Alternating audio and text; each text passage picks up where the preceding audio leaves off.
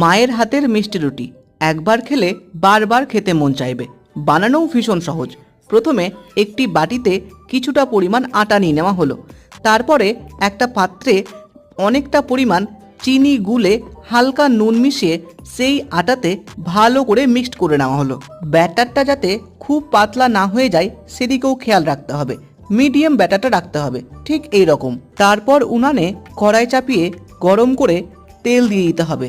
আঁচটা medium flame রাখতে হবে। তেল গরম হয়ে এলে হাতার সাহায্যে ব্যাটারটা তুলে কড়াইয়ের মধ্যে দিয়ে কড়াইটাকে গোল করে ঘুরিয়ে নিতে হবে যাতে একটা রাউন্ড শেপ আসে। একদিকটা হয়ে এলে অন্য দিকটা উল্টে লাল করে ভালো করে ভেজে নিতে হবে। এইভাবে এক এক করে সমস্ত রুটি করে নিলেই রেডি মিষ্টি রুটি। এটি দেখতে যেমন লোভনীয়, খেতেও তেমন সুস্বাদু এবং নরম। তারপরে সস অথবা চাটনির সাথে পরিবেশন করলে খেতে দুর্দান্ত, একদম